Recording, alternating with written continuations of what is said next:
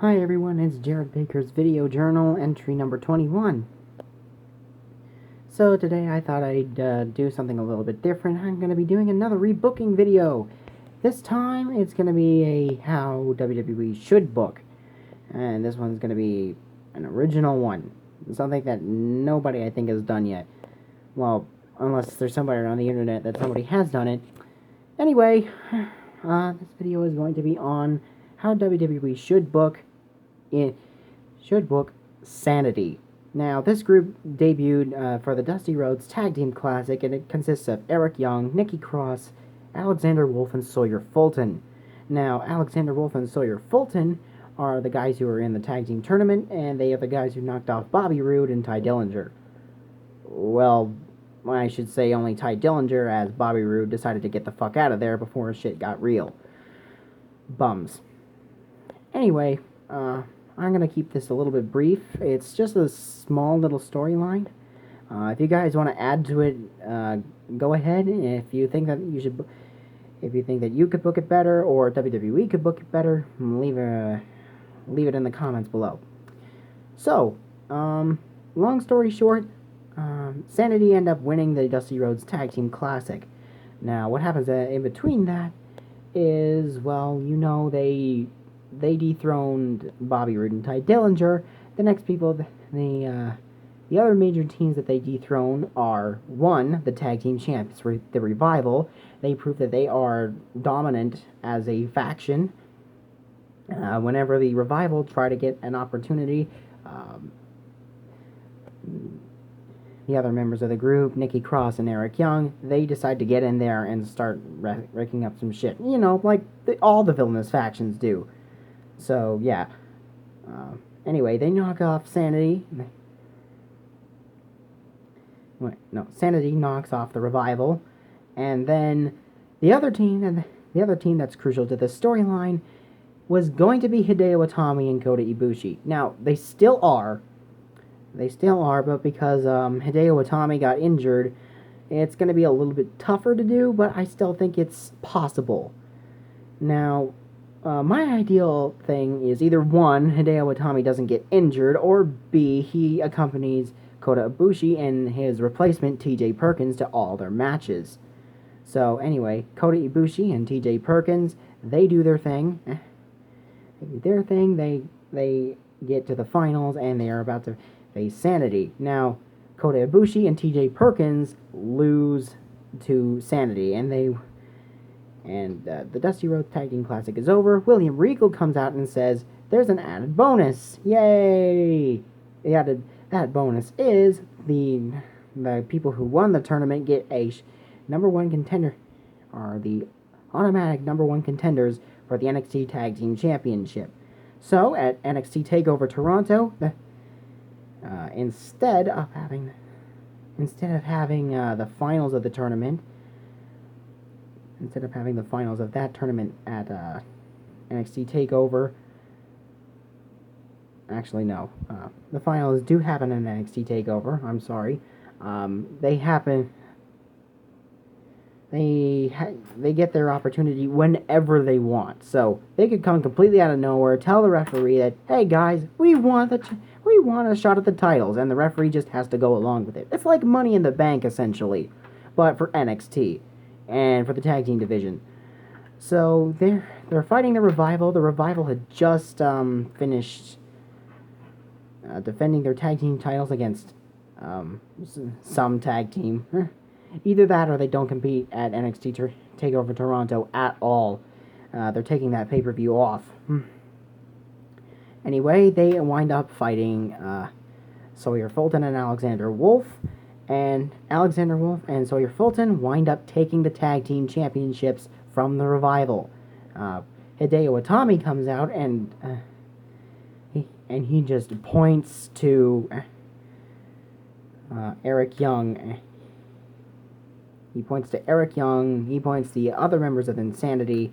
Kota Ibushi comes out and he bolts to the ring because he's the only one who can actually do anything.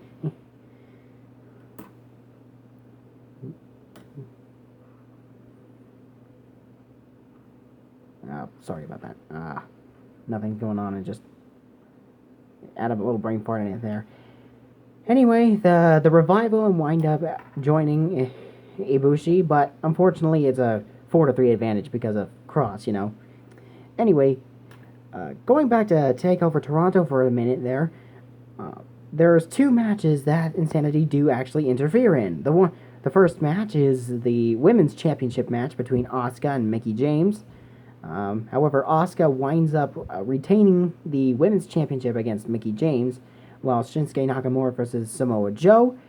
Eric Young comes out and causes a disqualification. Now, neither men are the winners, but Shinsuke Nakamura is still the champion. However, because there was no definitive end, Samoa Joe and Shinsuke Nakamura go at it one more time. Eric Young comes back out. He's going to and he interferes again, causing another disqualification. Samoa Joe decides he's had enough. He wants Eric Young's ass. Now, I know he's a heel, but I think Eric Young can pull off a really asshole heel so that another heel would actually want to despise him. So anyway, William Regal says that Eric Young and Samoa Joe are going to face off, but then Eric Young says, okay, I'll take on Samoa Joe, but I want to have a piece of Shinsuke Nakamura as well. So I'm not fighting him unless Shinsuke Nakamura is going to be in the match. And William Regal says, you're going to fight Samoa Joe whether you like it or not. The rest of Sanity, they decide to stalk William Regal until he decides to put Shinsuke Nakamura in the triple threat match. So it's decided that the next time on NXT, it's going to be Shinsuke Nakamura versus Samoa Joe versus Eric Young for the NXT Championship. Now, Eric Young puts in a good effort, Samoa Joe puts in a good effort, but unfortunately, neither of those guys can get the job done, as Shinsuke Nakamura takes the gold. So he's like, and Eric Young says that this isn't over. I've got bigger plans for you. And this, they keep this up. Well, they don't exactly keep this up. Anyway, Samoa Joe, Eric Young, and Shinsuke Nakamura, they have one more match prior to Survivor Series, in conjunction with Survivor Series. So, but Shinsuke Nakamura wins again. And so, Samoa Joe is a little bit distraught. He can't do anything anymore. So, he decides that he's going to take on Eric Young himself.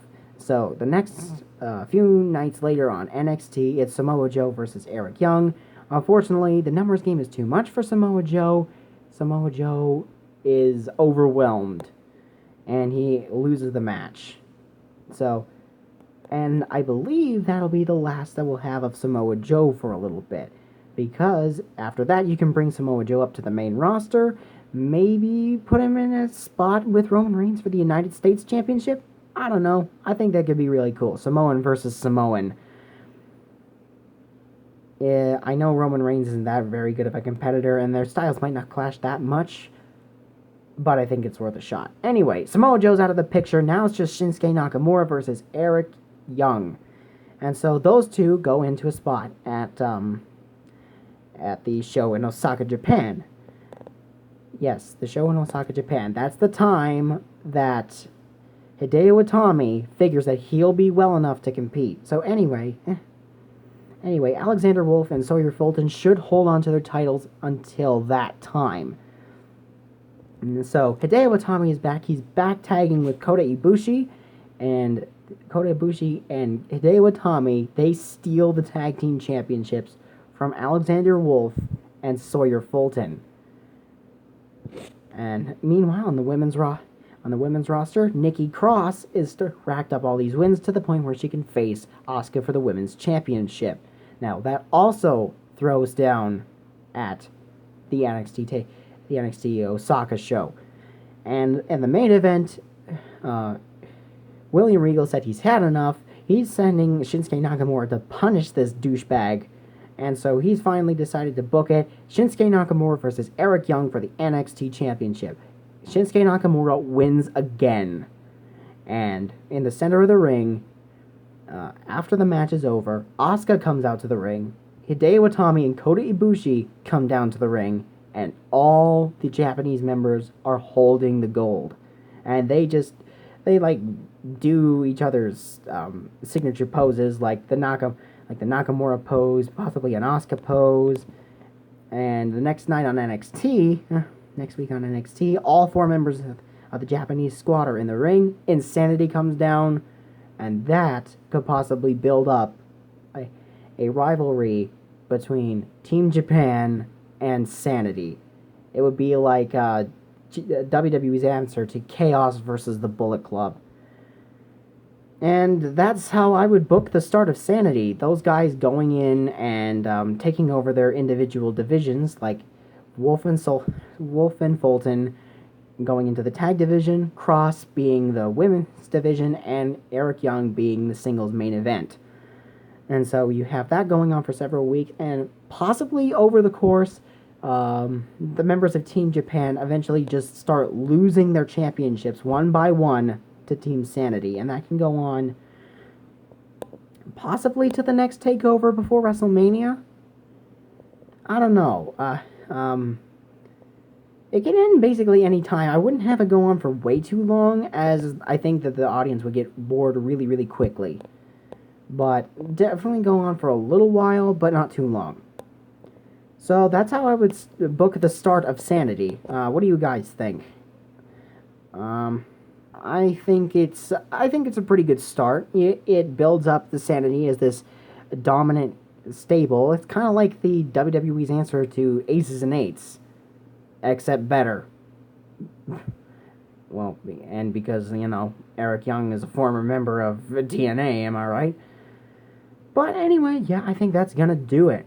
I think it's a pretty solid start. WWE, if you can book it better, I'd appreciate it, because I think I'm not as good as as I might think I am. Anyway, I think I'm going to end this entry here. I hope you guys enjoyed. Have a good morning, good afternoon, good evening, whatever it is you're having right now. Take it easy.